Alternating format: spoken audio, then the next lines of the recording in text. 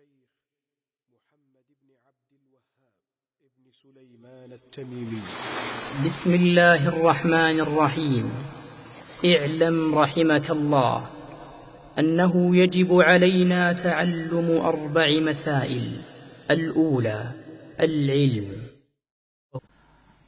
الحمد لله وكفى وسلام على عباده الذين اصطفى. أما بعد، أعوذ بالله السميع العليم من الشيطان الرجيم. بسم الله الرحمن الرحيم. يا أيها المدثر قم فأنذر وربك فكبر وثيابك فطهر والرجز فهجر ولا تمنن تستكثر ولربك فاصبر. معرفت نبی صلی اللہ علیہ وسلم کے متعلق بات چل رہی تھی کہ آپ کے متعلق جن چیزوں کا علم ہونا ضروری ہے ان تمام کا تقریباً تذکرہ اللہ رب العالمین نے سورۃ المدثر کی ابتدائی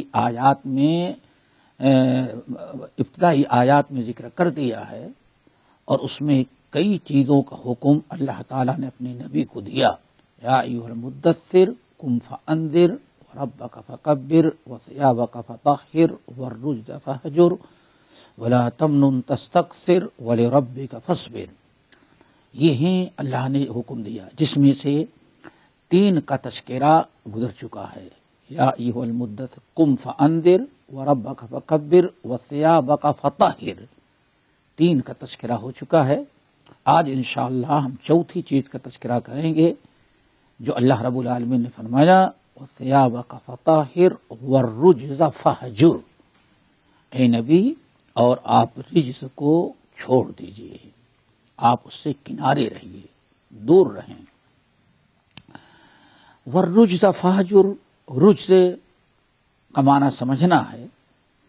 شیخ الاسلام ابن تیمیہ، شیخ الاسلام محمد بن عبد الوہاب نجدی رحمۃ اللہ علیہ یہاں والرجز فہجر کے معنی بتایا الرجز الاصنام، صنم، یعنی جس کو ہم اور آپ کہتے ہیں صنم.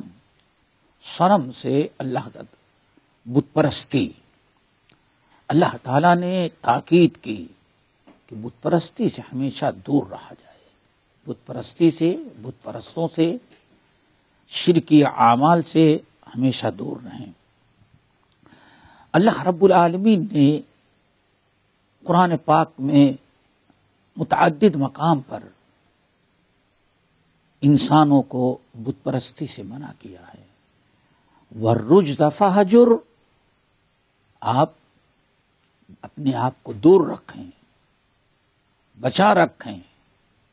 رجز یعنی بت پرستی سے. 2 لفظ ہیں، ایک تو ہے صنم اور دوسرا ہے وثن. صنم اور وثن دونوں سے اللہ تعالیٰ نے ہمیں دونوں کی عبادت کرنے سے منع کیا ہے. آپ یہاں دیکھیں، شرک اکبر میں سے ہے کہ والرجز فہجر، آپ رجز سے آپ دور رہیں. قرآن پاک کے مختلف مقامات پر دونوں چیزوں سے منع کیا. صنم اور وثن دونوں سے منع کیا، لیکن دونوں میں بڑا فرق ہے. دونوں شرک ہیں، دونوں بت پرستی ہے، لیکن دونوں میں فرق ہے. رجز کہتے ہیں کہ ایسا معبود جو شکل صورت جس کی بنی ہو، شکل صورت والا، مجسمے والا جو معبود ہوتا ہے، جیسے مورتیاں ہیں، ان کو کہا جاتا ہے صنم عربی زبان میں، اور اسی کو کہا جاتا ہے رجز. والرجز فہجر، یہ ہے رجز. معبود غیر اللہ کے علاوہ جن کی عبادت کی جاتی ہے، اگر وہ جسم والا ہو، شکل و صورت والا ہو، مجسم ہو، تو اس کو کہا جاتا ہے صنم. بت عام سا لفظ ہے، بت میں دونوں ہیں، لیکن عربی میں صنم یا رجز اس کو کہتے ہیں جو معبود ہے اور جسم والا ہے، مجسم ہے، مورتیاں ہیں، ان کو کہا جاتا ہے صنم۔ اور وثن کہتے ہیں وہ معبود جس کی عبادت کی جاتی ہے، لیکن وہ مجسم نہیں ہے، شکل و صورت والا نہیں ہے۔ یہ ایک عام سا لفظ ہے، ہو سکتا ہے درخت ہو، دریا ہو، سمندر ہو، کوئی کنواں ہو، کوئی چشمہ ہو، شجر اور حجر کوئی بھی ہو، جس کی جو مجسم جسم والا نہیں ہے، شکل و صورت والا جو جسم شکل و صورت نہیں ہے والا جو معبود ہے، جس معبود کی شکل صورت نہیں ہے، اس کو کہا جاتا وثن۔ اللہ رب العالمین نے قرآن پاک کے اندر وثن کی بھی عبادت کرنے سے منع کیا ہے۔ فرمایا انما تعبدون من دون اللہ اوثانا، لوگو تم اللہ رب العالمین کو چھوڑ کر کے وثن کی عبادت کرتے ہو۔ سورۃ الحج کی آیت ہے فاجتنبوا الرجس من الاوثان واجتنبوا قول الزور، تم وثن غلیظ چیز کی عبادت سے بچو۔ جیسے صنم شرک ہے، صنم کی عبادت کرنا، یا یوں کہ بت پرستی میں دونوں شامل ہیں۔ جو شکل و صورت والا ہو وہ بھی بت پرستی ہے اگر اس کی عبادت کی جائے، اور جو شکل و صورت والا نہیں ہے، شجر حجر درخت دریا ندی نالا کی شکل میں جو ہو، اس کی جو عبادت ہوتی ہے، جو صورت جس کی شکل نہیں ہے، اس کو وثن کہتے ہیں۔ اس کی بھی عبادت بت پرستی ہی میں شامل ہوتی ہے۔ قرآن پاک میں دونوں سے منع کیا ہے۔ نبی علیہ الصلاۃ والسلام ایک بڑی عجیب سی چیز، آج وثن کا مطلب سمجھتے ہوئے دونوں میں فرق سمجھیں۔ صنم ایسا معبود جس کی عبادت لوگ کریں، شرک کریں، اللہ تعالیٰ کی عبادت اللہ کی چھوڑ کے اس کی عبادت کریں۔ صنم یعنی شکل صورت والا معبود۔ نمبر 2 وثن، جو شکل صورت جس کی نہ ہو، درخت شجر حجر سورج چاند یہ سب جو ہے، بہت سارے چشموں کی عبادت ہوتی ہے، ان کی جو ہیں جن کی شکل و صورت ہے ان کو وثن کہا جاتا ہے۔ اس کو خوب اچھی طرح سے سمجھیں۔ بڑی عجیب سے بات نبی علیہ الصلاۃ والسلام نے بڑی سختی کے ساتھ فرمایا، اور اللہ تعالیٰ سے دعا کی اللہم لا تجعل قبری وثنا یعبد، اے اللہ، اللہم لا تجعل قبری وثنا یعبد، اے اللہ میری قبر کو وثن نہیں بنانا کہ لوگ عبادت کرنے لگے۔ اب آپ ذرا اچھی طرح سے ٹھنڈے دل سے سوچیں، اگر لوگ اللہ رسول فرما رہے میری قبر کی عبادت کرنے لگے، میری قبر کو سجدہ گاہ بنائے، تو میری قبر کو لوگوں نے وثن بنا دیا۔ دیکھا آپ نے، وثن۔ لا تجعل، اللہم، آپ مرض الموت میں دعا کرتے اللہ میری قبر کو وثن نہیں بنانا کہ لوگ اس کی عبادت کریں، لوگ نہیں بننے دینا۔ اب پتہ یہ چل گیا ایک قبر ہو، نبی کی قبر، لیکن اگر لوگ اس کی عبادت کرنے لگے تو قبر کے بجائے اس کو لوگوں نے وثن بنا دیا۔ اللہ تعالیٰ نے قرآن پاک فاجتنبوا الرجس من الاوثان واجتنبوا قول الزور، سورۃ الحج کی آیت میں وثن کی عبادت سے اللہ نے منع کیا۔ اللہ رب العالمین نے مشرکوں کے بارے میں انما تعبدون من دون اللہ اوثانا، اللہ کو چھوڑ کر کے تم وثن کی عبادت کرتے ہو۔ آج مسلمان اس دنیا کے اندر کلمہ پڑھنے والے کتنی درگاہیں، نام اس کا درگاہ، اس کا مزار کر دیتے ہیں، لیکن شریعت میں اللہ کے رسول صلی اللہ علیہ وسلم نے اس کو وثن کہا ہے۔ آج کوئی مسلمان اس کو سمجھنے کے لیے تیار نہیں. اس حدیث کو یاد رکھیں، اللہم لا تجعل قبری وثنا یعبد، کہ نبی علیہ السلام فرماتے اللہ میری قبر کو وثن نہیں بنانا کہ لوگ میری قبر کی عبادت کرنے لگیں.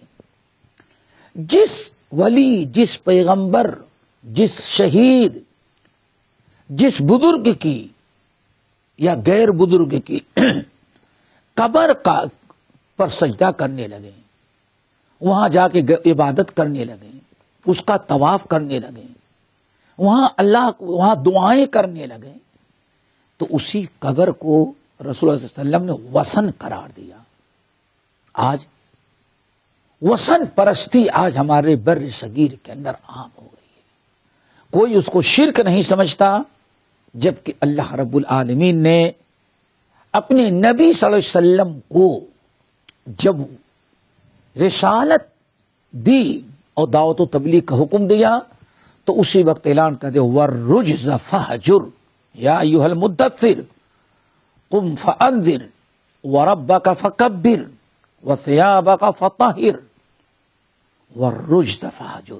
چوتھی چیز قم فانذر وربک فکبر وثیابک فطہر والرجز فہجر.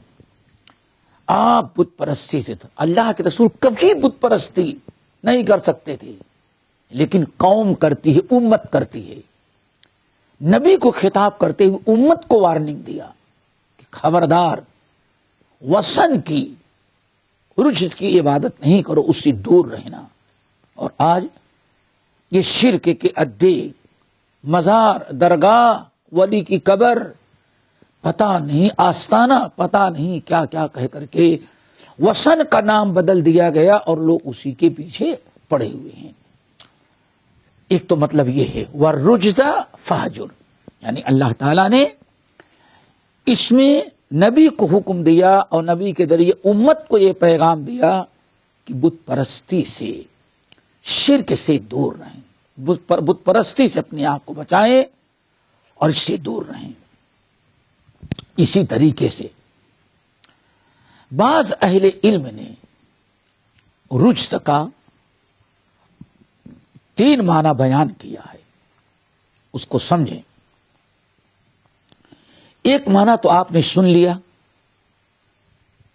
کہ رجز کا معنی وَالرُّجْزَ فَهْجُرْ میں کا مطلب یہ ہے بت پرستی اور شرک سے آپ دور رہیں. ایک دوسرا معنی یہ بھی بیان کیا جاتا ہے کہ رجز کے معنی عذاب آتا ہے، عذاب آتا ہے، عذاب یعنی وَالرُّجْزَ فَهْجُرْ، اے نبی اور آپ اپنی امت کو پیغام پہنچائیں کہ ایسے اعمال سے، ایسے گفتار کردار سے اپنے آپ کو بچائیں جو انسان کو اللہ تعالیٰ کے عذاب کا مستحق بنا دیتے ہیں. وَالرُّجْزَ فَهْجُرْ، اللہ کے عذاب والے اعمال سے اپنے آپ کو بچاؤ. یہ بڑا ہی اہم معنی ہے. ایسی کوئی حرکت، کوئی عمل آپ یا آپ کے امتی نہ کریں. آپ یہ میرا پیغام پہنچا دیں. جو پیغام اللہ تعالیٰ اپنے نبی کو لے کر کے بھیجا اس میں 5واں پیغام یہ تھا، 4تھا پیغام یہ تھا کہ وَالرُّجْزَ فَهْجُرْ، عذاب سے اپنے آپ کو بچائیں. یعنی کیا مطلب؟ ہر ایسا گناہ، ہر ایسا عمل، ہر ایسی برائی، ایسے گفتار و کردار سے آپ اپنے آپ کو بچائیں، دور رہیں جن گناہوں، جن گفتار کردار سے ناراض ہو کر کے، غصہ ہو کر کے اللہ تعالیٰ اس گناہ اور برائی کے سبب سے لوگوں پر عذاب نازل کرتا ہے.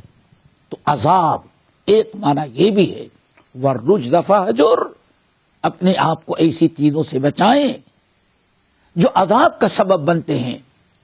اگر نہیں بچیں گے اور بچائیں گے امت کو تو امت عذاب کا مستحق بن جائے گی. قرآن پاک کے اندر یہ معنی کئی مقام پر ہے. ایک اللہ رب العالمین فرماتے ہیں لَئِن كَشَفْتَ عَنَّا الرِّجْزَ لنؤمنن لک.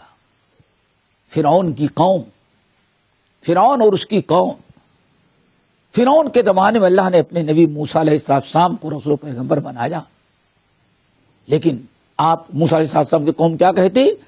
ہمارے اوپر یہ عذاب آیا ہوا ہے، لئن کشفت عنا الرجز، اگر آپ اللہ تعالیٰ کے عذاب سے، عذاب جو ہم پر نازل، اس کو اللہ تعالیٰ کے اس عذاب کو ٹال دیں، عذاب دور ہو جائے تو ہم لوگ آپ پر ایمان لا لیں گے اور آپ پر ایمان لائیں، ہم مسلمان ہو جائیں گے. دیکھیں یہاں رجز اللہ تعالیٰ کے عذاب کو قرار دیا گیا ہے، اس لیے ہمیں ہر ایسے گفتار کردار سے بچنا چاہیے جو اللہ تعالیٰ کے عذاب کا سبب بنتا ہے. اللہ تعالیٰ ہم سب کو عمل کی توفیق نصیب فرمائے.